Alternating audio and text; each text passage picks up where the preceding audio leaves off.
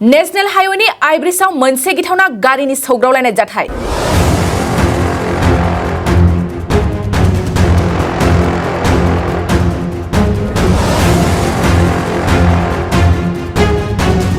जाय जाथायखौ नोंथांमोना नुनो मोनगासिनो नैबे भिडिअआव। जायगानि सुलुङा फोरमायदों गंब्रै गारिजों मोखांजों मोखां सौग्रावनानै गिथावना जाब्रबथाया जायो। बे सौग्रावनाय जाथायाव गारिनि सुबुंफ्रा एसे एनै दुखु मोनदोंब्लाबो रावबो जेबो जायाखै होननानै मिथिनो मोनदों। गुबुन फारसेथिं बे जाब्रबथायनि जाहोनाव दालांजों लोगोसे नेशनेल हाइवेआव गारि मटरफोरनि गोलाव लाइन जानानै थानायखौ नुनो मोनदों। जाहोनाव दावबायारिफ्रा माखासे सम जेंनाजों मोगा-मोगि जानांदों। मोनसे गोजोनथाव खौरां। क'क्राझार सहरनि जेडि रडजों नांजाबनाय गोजोनपुरी रयेल एनफिल्ड श'रुमनि गोजौआव दंसै आइ आफा बिएम इनस्टिट्युट अफ पेरामेडिक्स। बे आइ आफा बिएम इनस्टिट्युट अफ पेरामेडिक्सआ नोंथांमोननो लानानै फैदों देहा जोथोन लाखिनायनि माखासे आयदाफोरनि गोदान सोलोंसालि।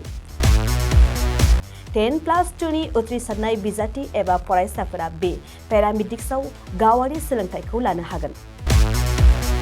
क'क्राझार सहरनि गोजोनपुरी एबा गांजिमा बाजारजों नांजाबनाय आइ आफा बिएम इनस्टिट्युट अफ पेरामेडिक्सआ नोंथांमोननि थाखाय गोदान मुं थिसननाय आयदाफोरानो जादों medical laboratory technology, assistant nursing, first aid, patient care, dialysis technician, OT technician, physiotherapy कर्सखौ 2 बोसोरनि गेजेरावनो आबुं खालामनानै BSS डिप्ल'माखौ लानो हागोन।